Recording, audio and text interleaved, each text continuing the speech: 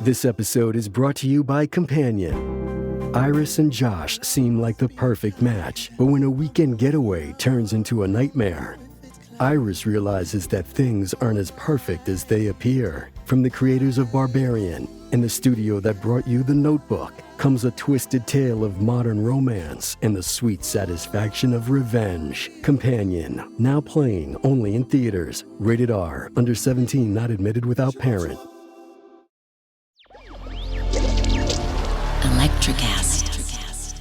A young man jailed for drug trafficking is plunged into another world of violence, rampant homosexuality and despair, from which he cannot escape. The frank, uncompromising world of Fortune and Men's Eyes awaits. Hello, I'm Ethan Janakis, founder of the Cinematic Revelations movie review and interview blog, and welcome to my Cinematic Revelations podcast. This is a podcast for those seeking more depth out of their cinematic experience, to separate the filmic wheat from the chaff, and to bring notice to those films which deserve reappraisal. Today I will be examining Harvey Hart's 1971 picture, Fortune and Men's Eyes, starring David Zooey Hall, Wendell Burton and Danny Freedman. Fortune and Men's Eyes is about a naive young man who is sentenced to 6 months in jail for a crime, witnessing prison horrors firsthand, but becomes corrupt and pays the price for his change in nature. Within a film history context, films which have been set in jail or in detention featuring male prisoners are a cinematic staple over the course of film history.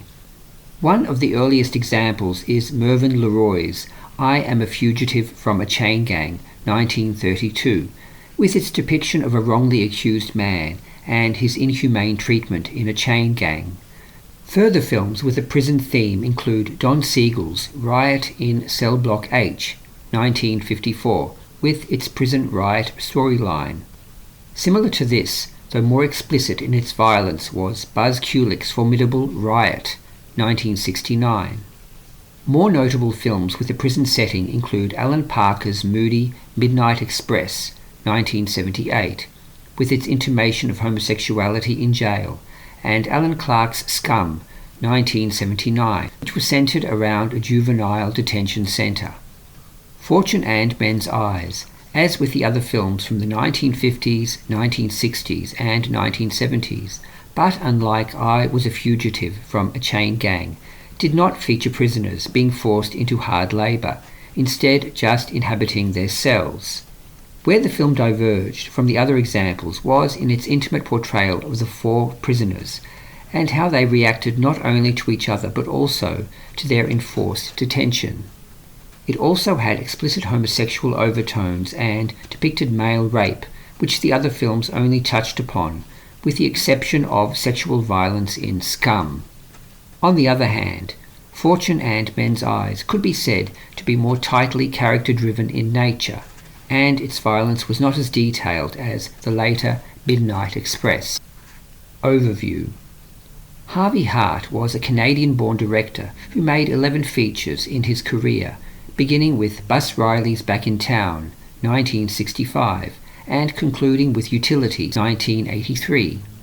Mr. Hart had a reputation for tackling challenging subjects through his filmmaking, variously exploring topics such as older man-younger woman relationships in Bus Riley's Back in Town, beach bums and bikers in The Sweet Ride, 1968, prostitution and Satanism in The Pix, 1973, and drug dealing in The High Country, 1981. Fortune and Men's Eyes, Mr. Hart's 4th motion picture, released in 1971, was no different, again focusing upon a difficult subject. Fortune and Men's Eyes explores a number of characters in a jail, explicating their experiences of life behind bars for the viewer. Men in jail is a subject which Mr. Hart treats bravely and with honesty, as witnessed by his focus upon the central quartet of characters, showing them from all angles. While it could be said that some of his protagonists slightly resemble stereotypes, the acting which he elicits from his cast takes away from this assumption. While Fortune and Men's Eyes was adapted from a stage play of the same name, the film is not stagey in any way, the director deftly moving the action from the cell which the four main characters inhabit to other locations in the jail. The director has included many revealing and eye-opening scenes of prison life, such as male rape, violence and death, which thankfully do not last too long on screen, but whose realism is still pungent.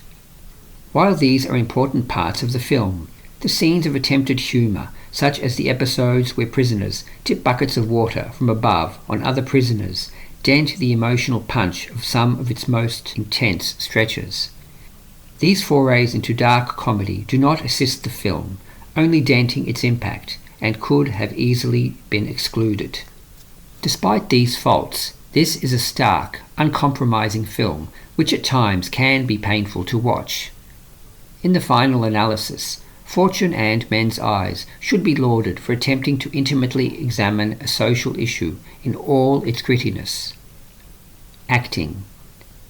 Wendell Burton as Smitty, the film's main character, does well with the material, making his transformation from victim to victimizer believable, despite some lapses in the film's continuity. He has a way about himself that indicates the character's fright at being jailed, and his general discomfort at being thrown into jail, evident to the viewer. Mr. Burton also looked like someone who would possibly find themselves in a difficult predicament, his clean-cut good looks initially typing him as the pure innocent, which is eventually shattered as the film progresses. Danny Freedman as the henpecked, sensitive Mona also delivers a believable performance, and his final few scenes with Wendell Burton are extremely moving and exhibit tremendous chemistry between the actors.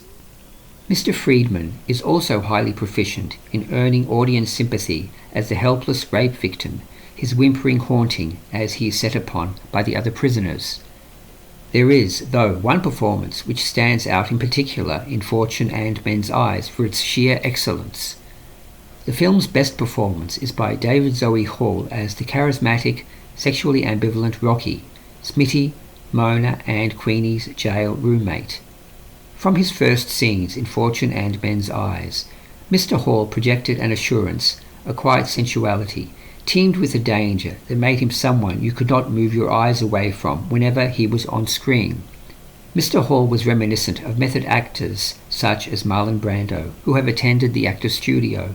So poised was his performance, despite playing a character who could be alternately protective and nefarious.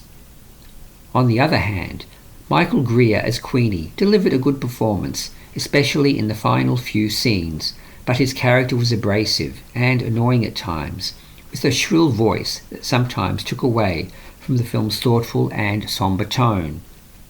The last segments redeemed him somewhat, showing that the character was indeed manipulative and more than just a walking drag show. Soundtrack. The use of the theme song in Fortune and Men's Eyes, composed by Galt McDermott at both the film's introduction and at its conclusion, provides a bittersweet commentary on the action which is to take place. Apart from this, there is minimal use of music, except for several instances such as the water fight in the eating hall, which add a pseudo-comical feel to the action. This is par for the course for many 1970s films, which preferred a lack of music score or musical accompaniment to the on-screen action, to allow what is happening to take precedence for the audience. Mise-en-scène. Fortune and Men's Eyes was filmed in an actual jail, and this assists it tremendously in creating an authentic atmosphere for the viewer. One aspect that was striking about the film was that it was well lit, something which one would expect to be the opposite in terms of a dreary, depressing ambiance. This works in the film's favour as it allows the viewer to see the characters' faces clearly and their reactions to what is taking place, without mood lighting to create an artificial atmosphere.